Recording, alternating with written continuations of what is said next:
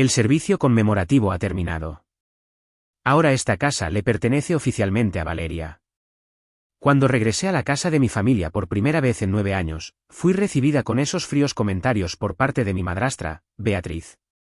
Mi mente se quedó en blanco y no podía pensar en nada. ¿Qué quieres decir?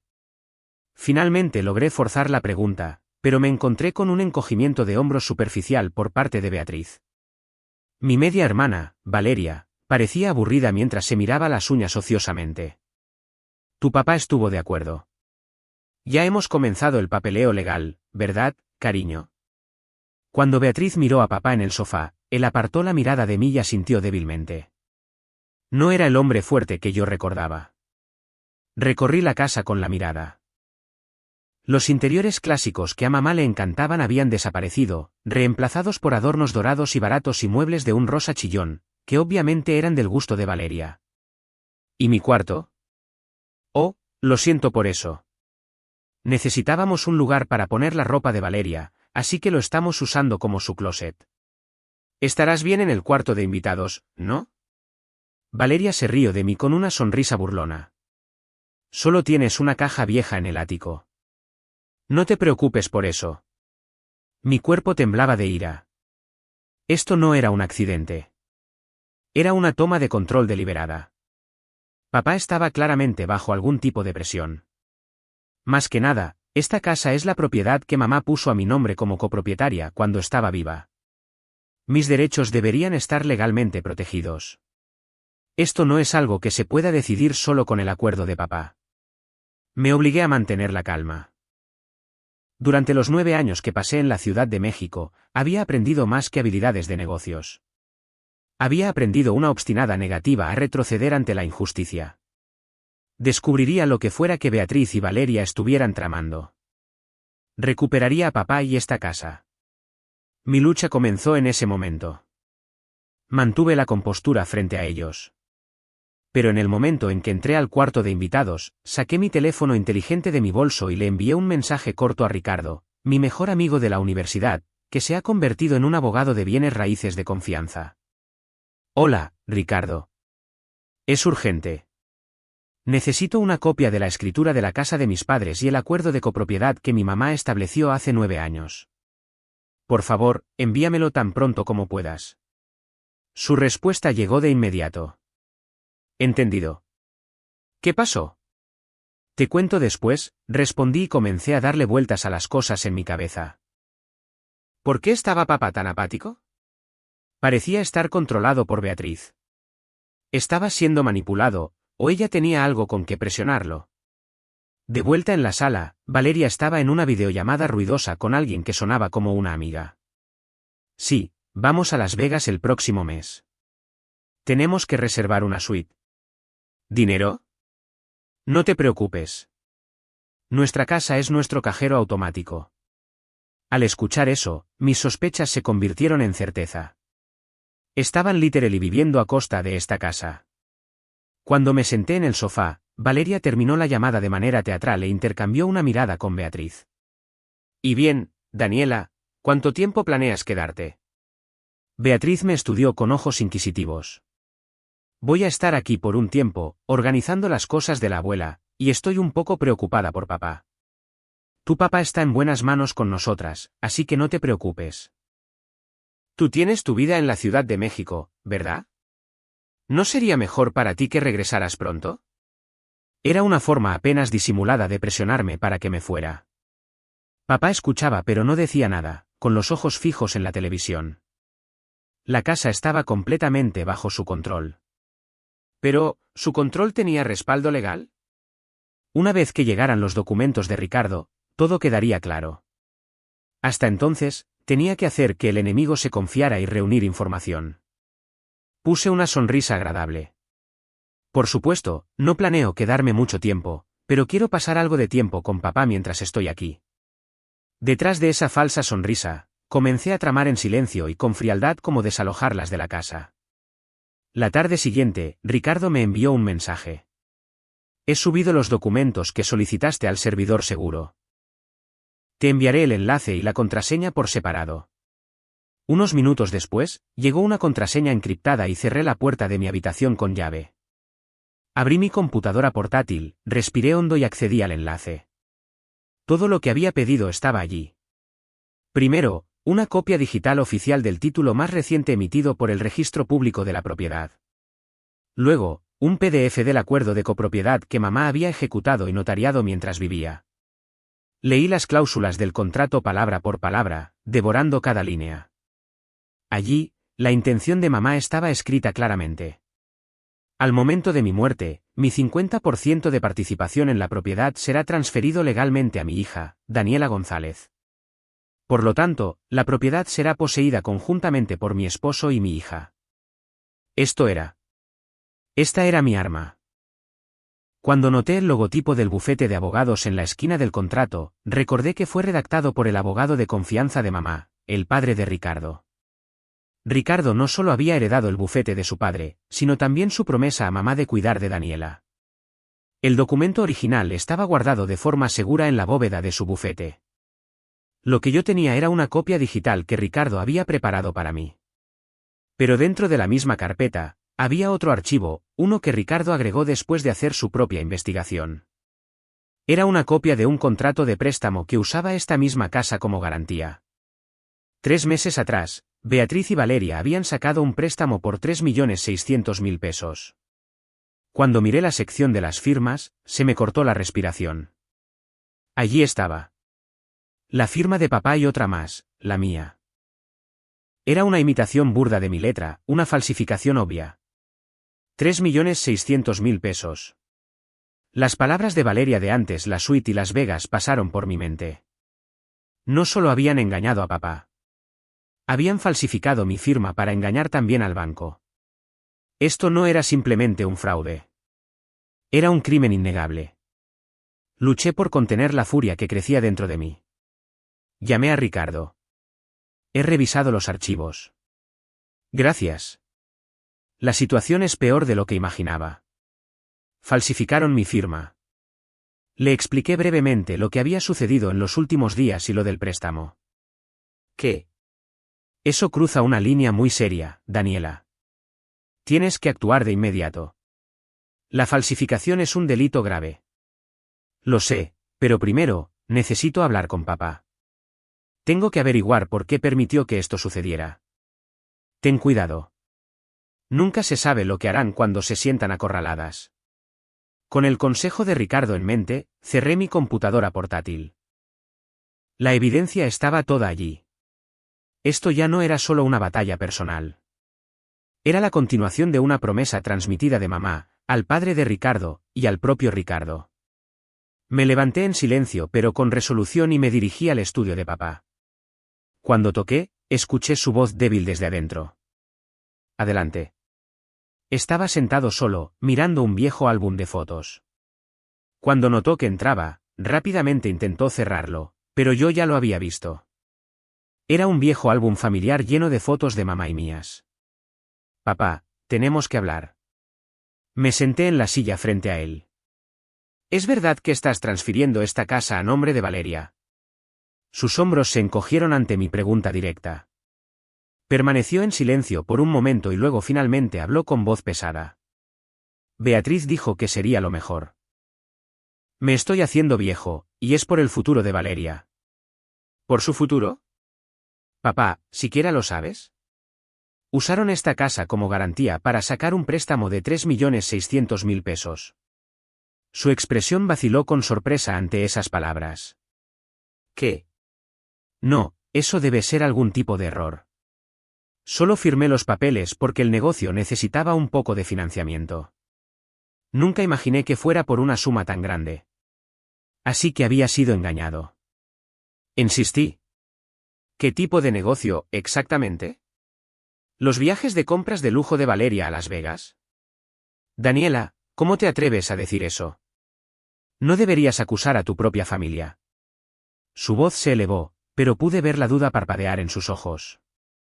Decidí jugar mi última carta. Papá, tal vez lo has olvidado, pero esta casa originalmente le pertenecía a mamá. Cuando te casaste con ella, agregó tu nombre al título, ¿recuerdas? Él frunció el ceño, pensando. Tal vez. Y antes de morir, ella arregló legalmente que su parte me fuera transferida a mí, lo que significa que esta casa ahora es propiedad conjunta tuya y mía. No es solo tuya. Sus ojos se abrieron de par en par y su rostro palideció. Realmente había creído que era el único dueño después de la muerte de mamá. ¿Qué? Ella nunca me dijo eso. Ella manejó discretamente los arreglos legales con su abogado para protegerme en caso de que algo sucediera. Sin mi consentimiento, la propiedad de esta casa no puede ser transferida a nadie, ni puede ser utilizada como garantía. Lo que Beatriz y Valeria están haciendo es completamente ilegal. Me incliné hacia adelante, mirándolo fijamente a los ojos, como si rezara para que en algún lugar detrás de esos ojos cansados y asustados, el hombre sabio y fuerte que una vez conocí todavía permaneciera. Se quedó sin palabras, y un pesado silencio llenó el estudio. Entonces, ¿de qué están susurrando ustedes dos? La puerta se abrió con fuerza, y Beatriz estaba allí con los brazos cruzados. Detrás de ella, Valeria se asomaba, con esa sonrisa petulante y curiosa. Debían haber estado escuchando a escondidas en el pasillo. Beatriz, no, esto no es, comenzó papá, pero Beatriz lo interrumpió, con la mirada fija en mí. Daniela, desde que regresaste, has estado husmeando por todas partes, observando todo lo que hacemos. ¿Cuál es exactamente tu objetivo aquí? ¿Mi objetivo? Esa es mi pregunta para ti.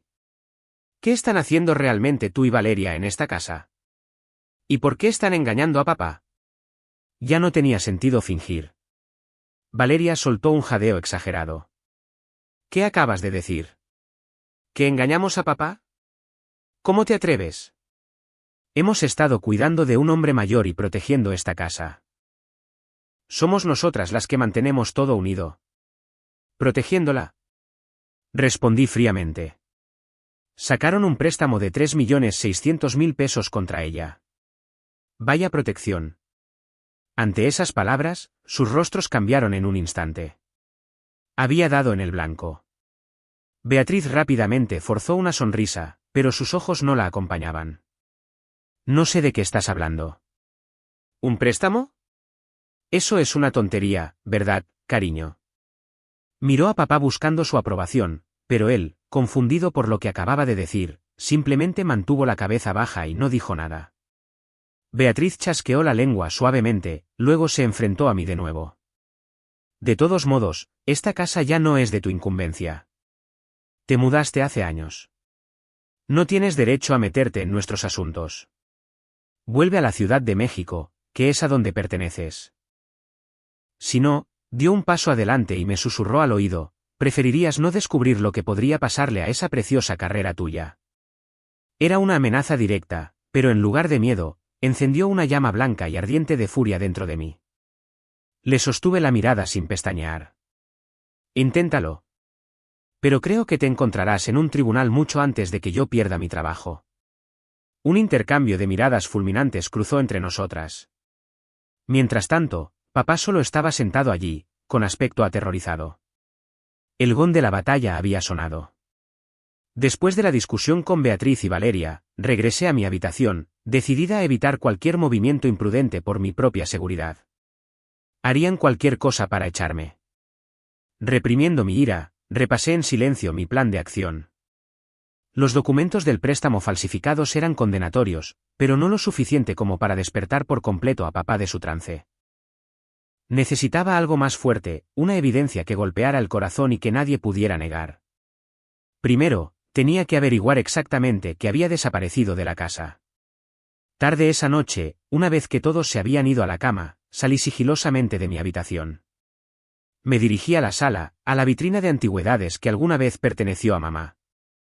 Solía contener el juego de té de plata que mi abuela le había dejado a mamá en su testamento y las muñecas de porcelana europeas que mamá había comprado con su propio sueldo antes de casarse. Pero cuando abrí las puertas de cristal, se me cortó la respiración. Los estantes estaban vacíos. Solo había un jarrón de plástico barato. Era absurdo. Un escalofrío recorrió mi pecho. Esas no eran solo decoraciones.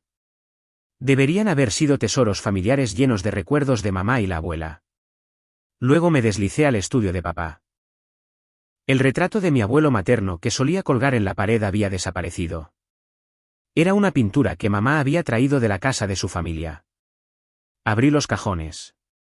El fajo de cartas y fotografías antiguas que papá solía guardar, todas las cosas de mamá, también había desaparecido. A medida que me movía por la casa, mi sospecha se convirtió en algo más oscuro: pavor. Lo que se habían llevado no eran solo posesiones valiosas. Era nuestra historia, cada rastro de la presencia de mamá siendo borrado deliberadamente, pieza por pieza. Esto no se trataba simplemente de apoderarse de una propiedad. Era algo más cruel, una destrucción del espíritu. Beatriz y Valeria no solo estaban despojando la casa de su riqueza. Estaban borrando su alma, aislando a papá de su pasado para poder dominarlo por completo. Saqué mi teléfono y comencé a fotografiar todo en silencio: la vitrina vacía, las paredes ahora cubiertas con los pósteres de Valeria, cada lugar donde el pasado había sido borrado. Cada imagen se convertiría en una prueba. Hasta el amanecer, me moví por la casa como un fantasma, documentando lo que se había perdido. Pero buscar en la casa sola no era suficiente. Si habían vendido las cosas de mamá, necesitaba una prueba objetiva de que esos artículos eran nuestros. Subí al ático, la única parte de la casa que aún no habían tocado. Allí, dentro de un viejo baúl, encontré pilas de álbumes de fotos familiares. Durante una hora, los hojeé hasta que encontré lo que buscaba: una foto del cumpleaños de mamá tomada justo frente a la vitrina de la sala. El juego de té de plata y las muñecas de porcelana eran claramente visibles. También encontré otra foto. Era del día de Navidad en el estudio, con el retrato del abuelo colgando detrás de nosotros. Tomé fotos de alta resolución de cada imagen y las guardé en mi teléfono como prueba digital.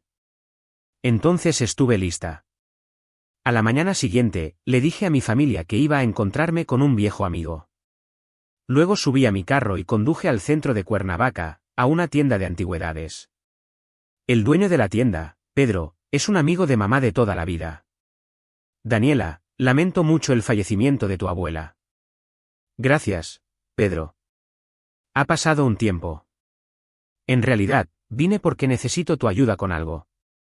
Fui directo al grano y le dije que estaba buscando varios artículos. Luego le mostré las fotos familiares guardadas en mi teléfono. ¿Reconoces este juego de té o estas muñecas de porcelana?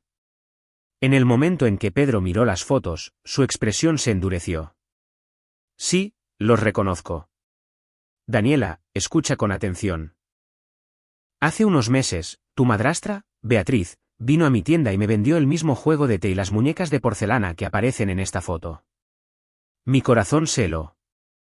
Dijo con lágrimas en los ojos que estaba pasando por dificultades económicas. No me atreví a negarme, pero algo en el asunto no me pareció correcto. Pedro fue a la parte trasera de la tienda y regresó con una copia del contrato de compra completo con la firma de Beatriz. La fecha de compra estaba claramente registrada. Coincidía perfectamente con la fecha del préstamo. Pedro, ¿podría pedirte que me proporciones una copia de este contrato y, si es necesario, tu testimonio? Por supuesto. Con gusto ayudaré por el bien de tu mamá. Finalmente tenía una prueba irrefutable. No había forma de que Beatriz pudiera afirmar que los artículos eran suyos. Le di las gracias a Pedro y salí de la tienda. Apretando los labios con ira, conduje hacia mi próximo destino. Todavía tenía otros aliados en el pueblo. Las piezas necesarias para exponer las mentiras de Beatriz y Valeria se estaban juntando firmemente. Después de obtener la evidencia decisiva de la tienda de antigüedades, inmediatamente le envié todos los datos digitales a Ricardo, fotos familiares, el registro de compra firmado por Pedro y el aviso de cobro del préstamo a nombre de Valeria. Por teléfono, la voz de Ricardo temblaba con una mezcla de indignación y resolución. Daniela, esto ya no es algo que podamos resolver con una carta de advertencia. Esto es robo claro, fraude y falsificación. Necesitamos solicitar una orden judicial de emergencia ahora mismo. ¿Una orden judicial? Sí. Presentaremos la evidencia a un juez y congelaremos todas las transacciones futuras de la propiedad, la casa, los muebles y sus cuentas bancarias. No podrán tocar nada. Esto también detendrá el fraudulento acuerdo de préstamo que ignoró tus derechos de copropiedad. Me aseguró que el contrato que su padre había preparado para mamá, combinado con la evidencia que yo había reunido, era lo suficientemente poderoso como para convencer a un juez. Beatriz y Valeria probablemente ni siquiera se dan cuenta de cuán profundo se han metido en territorio criminal. Cuando llegue la orden del tribunal, finalmente entenderán lo que han hecho. Por favor, Ricardo, inicia el proceso de inmediato. Ya estoy en ello. Prepararé la petición esta noche y la presentaré a primera hora de la mañana. Si todo va bien, la orden judicial debería ser concedida en una semana.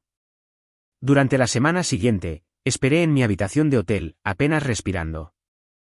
Fue una espera larga y angustiosa, pero Ricardo llamaba todos los días, y su voz firme me mantenía con los pies en la tierra. Entonces, finalmente, llegó su mensaje. Daniela, lo logramos. La orden ha sido concedida. El secretario del juzgado está en camino a la casa de tu padre ahora mismo para entregar los documentos tanto a Beatriz como a tu padre personalmente. Quédate donde estás. No te acerques a la casa. Espera en tu hotel. Tragué saliva. Era el momento. La ley, una fuerza inflexible e imparcial, se dirigía hacia esa casa. Desde la ventana de mi hotel, miré a lo lejos, hacia la casa de mi familia. Después del último mensaje de Ricardo, el secretario está en camino, esperé en un tenso silencio. Afuera, la tarde estaba cayendo. Probablemente habían pasado 30 minutos desde que llegó el secretario. ¿Qué estaba pasando dentro de la casa? Entonces mi teléfono se iluminó. Era Ricardo llamando. Daniela, está hecho. Su voz estalló de triunfo. El secretario acaba de informar. La orden judicial fue entregada oficialmente a Beatriz y a tu padre. Ahora es legalmente vinculante. Ya veo. ¿Y cómo reaccionaron? El informe fue breve, pero dice mucho. Aparentemente, Beatriz hizo varias preguntas allí mismo, específicamente sobre la cláusula de copropiedad y el alcance de la congelación de activos. Fue muy persistente. Pude oír la más leve sonrisa en la voz de Ricardo. Puedo imaginarlo. Ella entrando en pánico, buscando lagunas legales. Y Valeria, al parecer, le preguntó al secretario si esto significaba que ya no podía hacer compras personales. Dice mucho de sus prioridades. Ante sus palabras, no pude evitar soltar una risa seca. ¿Y mi papá? El informe solo decía esto, sin reacción notable. Imagino que estaba demasiado sorprendido para hablar. Probablemente acaba de darse cuenta de en que ha sido cómplice. Ricardo respiró tranquilamente, su tono se suavizó. Daniela, la primera ronda es completamente nuestra. No pueden mover ni un centímetro más. La verdadera batalla comienza ahora, pero esta noche te has ganado el derecho a respirar un poco más tranquila. Gracias, Ricardo. De verdad. Las lágrimas brotaron mientras susurraba mi gratitud. Después de colgar, contemplé las luces de la ciudad más allá de la ventana. El equilibrio de poder había cambiado por completo. A continuación, sería mi turno de entrar en esa casa y reclamar todo lo que habían robado. A la mañana siguiente, fui con Ricardo a la casa de mi familia. Después de esa larga noche de insomnio a solas en el hotel, tenerlo a mi lado era el mayor consuelo que podría haber pedido. Ricardo tomó mi mano con firmeza. No estás sola. Estoy aquí, dijo con una fuerza tranquila. Cuando llegamos a la casa, reinaba un silencio antinatural. Cuando toqué el timbre, papá abrió la puerta, con aspecto demacrado. Evitó mi mirada torpemente al ver a Ricardo. En la sala, Beatriz y Valeria estaban sentadas en el sofá como fantasmas. Su energía hostil de antes había desaparecido, reemplazada por miradas vacías y sin vida hacia la nada. Sobre la mesa yacía la orden judicial, aún sin desplegar. Bueno, entonces, comenzó Ricardo, con voz tranquila y profesional. Estoy aquí hoy en nombre de mi clienta, Daniela González, para discutir lo que sigue. Abrió su maletín y extendió una pila de documentos sobre la mesa. Entre ellos estaban el acuerdo de copropiedad de mamá, el contrato de préstamo fraudulento, los registros de venta de la tienda de antigüedades de Pedro y las cartas de cobro de las deudas de juego de Valeria. En primer lugar, basándonos en este acuerdo de copropiedad, la hipoteca tramitada sin el consentimiento de Daniela es nula y sin efecto. Y Beatriz, Con respecto a este documento de préstamo que presentó al banco, señaló la línea de la firma, esta firma de Daniela, usted la falsificó, ¿no es así? Un análisis caligráfico lo confirmará al instante. Esto es falsificación de documentos, un delito grave. Ante sus frías palabras, el color desapareció del rostro de Beatriz. A continuación, sobre estos artículos. Usted los vendió a una tienda de antigüedades, pero eran pertenencias personales de la difunta madre de Daniela, Isabel. Daniela los heredó legítimamente. Venderlos sin consentimiento constituye una violación de los derechos de herencia y un acto ilícito. Colocó la foto familiar que mostraba el juego de té de plata y el contrato de venta de la tienda de Pedro uno al lado del otro, empujándolos hacia Beatriz. Ella jadeó y se mordió el labio, incapaz de hablar. ¿Y usted, Valeria, tiene importantes deudas de juego, no es así? ¿Engañó a su padre y usó los fondos del hogar para pagarlas? Eso es un fraude del peor tipo. Valeria se puso pálida como el papel, temblando incontrolablemente. Con cada prueba expuesta ante ellas, su red de mentiras se había desmoronado por completo. La red estaba cerrada, y solo quedaba el golpe final. Toda la evidencia estaba esparcida sobre la mesa, y la sala estaba envuelta en un pesado silencio. Las manos de papá temblaban mientras hojeaba los documentos uno por uno. La hipoteca, los avisos de deuda, hasta que sus dedos se congelaron en una vieja foto familiar de mamá sonriendo y el contrato de venta con la firma de Beatriz. Los comparó una y otra vez. Este es el juego de té de plata de Isabel. Ella lo atesoraba. Ha estado en su familia desde los tiempos de su madre. Su voz era débil, llena de incredulidad. Lentamente levantó la cabeza y miró a Beatriz, luego a Valeria. Sus ojos ya no contenían confusión ni fatiga. En sus profundidades ardía una furia silenciosa, un dolor mezclado con traición. Tú vendiste esto. Me mentiste diciendo que teníamos problemas económicos y vendiste los recuerdos de Isabel por dinero. Su voz se elevó, temblando de rabia. No lo sabía. No me di cuenta de lo importante que era, intentó excusarse Beatriz con voz aguda, pero ya era demasiado tarde. ¿No lo sabías? Me has visto solo noche tras noche, mirando el álbum de Isabel, llorando. Sabías cuánto la amaba, cuánto atesoraba su memoria. No te atrevas a decir que no lo sabías. Golpeó la mesa y se levantó. Valeria se encogió, aterrorizada. Papá, por favor, cálmate. Silencio. Tus deudas de juego destruyeron nuestro hogar. La casa que Isabel nos dejó. La vida que ella construyó. Todo está en ruinas por culpa de ustedes dos. Me engañaron, e intentaron borrar a Isabel de esta casa, de mi corazón. Lágrimas corrían por su rostro, lágrimas de arrepentimiento y de un amor enterrado por demasiado tiempo. Luego se volvió hacia mí con voz quebrada. Daniela, lo siento. Lo siento mucho. Te fallé como padre. Cayó de rodillas. Sin decir una palabra, me acerqué y puse mi mano suavemente sobre su hombro. Beatriz y Valeria permanecían inmóviles, pálidas como fantasmas. Su derrota total era innegable. Y en ese momento, nuestra familia finalmente dio su primer paso hacia la verdadera restauración. Meses después, estábamos en la sala del juzgado local. Respaldado por la meticulosa documentación de Ricardo, el juicio había ido completamente a nuestro favor. La defensa de Beatriz y Valeria de que papá había consentido y que no sabíamos sobre la copropiedad se desmoronó bajo el testimonio de Pedro y los registros de las deudas de juego de Valeria. Y entonces llegó el día del juicio. El tribunal reconoce que las acciones de las demandadas, Beatriz González y Valeria González, constituyen una mala conducta deliberada y maliciosa contra la demandante, Daniela González, y su padre. Por lo tanto, todos los contratos relacionados con la hipoteca fraudulenta y la transferencia de propiedad quedan por la presente nulos y sin efecto. La voz del juez resonó en la sala del juzgado. A mi lado, papá escuchaba en un silencio contenidísimo.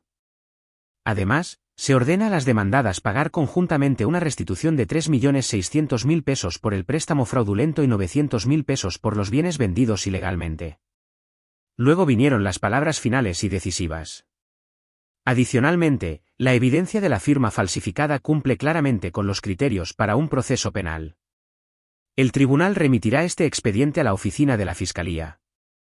Un murmullo recorrió la sala. Todo el color desapareció del rostro de Beatriz. Ella y Valeria se enfrentaban a un proceso penal separado del juicio civil. Posteriormente, la Fiscalía inició una investigación, y el análisis caligráfico confirmó que Beatriz efectivamente había falsificado los documentos. Fue acusada formalmente de falsificación de documentos privados y de uso de documentos privados falsificados. En el juicio penal, Beatriz fue sentenciada a 1 año y 6 meses de prisión, con sentencia suspendida. En el tribunal civil, se enfrentó a un pago masivo por daños y perjuicios. En el tribunal penal, cargó con antecedentes penales. El precio que Beatriz tuvo que pagar fue mucho más alto de lo que jamás había imaginado. Cuando el juez finalmente declaró cerrada la sesión, nuestra victoria fue completa. La propiedad de la casa fue total y legalmente restaurada a su estado legítimo. Beatriz y Valeria, pálidas y exhaustas, huyeron del juzgado, rodeadas de reporteros que les gritaban preguntas. Fuera del juzgado, papá se volvió hacia mí y dijo: Daniela, muchas gracias, de verdad. Y lo siento mucho. Ya todo está bien, papá. Lo que importa es lo que hagamos a partir de ahora. Sí. He decidido divorciarme de Beatriz. Y esta casa, el hogar que tú e Isabel amaban, quiero reconstruirlo con nuestras propias manos de nuevo. Asentí en silencio. En los meses transcurridos desde entonces, el rostro de papá había recuperado una vitalidad que lo hacía casi irreconocible. La batalla que había comenzado cuando regresé a casa después de 9 largos años finalmente había llegado a su fin. Habíamos perdido mucho, pero lo que salvamos fue mucho mayor. Protegimos nuestro vínculo como familia y la casa que mamá nos dejó. Pasaron 2 años después del juicio. El divorcio de papá y Beatriz se finalizó, y yo había comenzado a visitar la casa de nuevo, poco a poco, redescubriendo días de paz con él. Entonces, una tarde, sonó el teléfono. Era Ricardo. Daniela, pensé que te gustaría saber algunas noticias sobre Beatriz y Valeria. Su voz tenía un toque de diversión. Al parecer, Beatriz todavía está en libertad condicional, viviendo tranquilamente con Valeria. Sus vidas son todo menos estables. Casi podía imaginarlo. La situación de Beatriz suena aún peor, continuó Ricardo. Su orgullo no ha cambiado, pero nadie la contrata.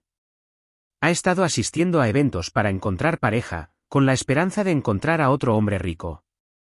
Pero la noticia de su pasado la sigue a todas partes. Nadie quiere tener nada que ver con ella. La han visto viviendo sola en un pequeño apartamento en el pueblo de al lado.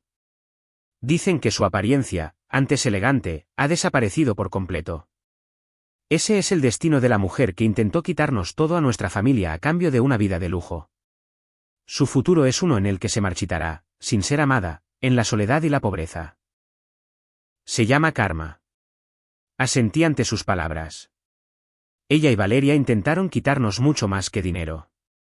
Intentaron robar el recuerdo de mi madre, el orgullo de mi padre y toda la historia de nuestra familia. Ahora están pagando el precio por cada parte de ello. Después de colgar, mi vista se desvió hacia la vitrina de cristal en la sala. Adentro, el juego de té de plata brillaba suavemente. Es el mismo que Pedro había ayudado a papá a recomprar. No todo lo que perdimos pudo ser restaurado, pero este hogar ha encontrado la paz de nuevo por nuestras propias manos. El castillo de arena con el que Beatriz y Valeria habían soñado se ha desmoronado por completo, dejando atrás solo lo que verdaderamente tiene valor.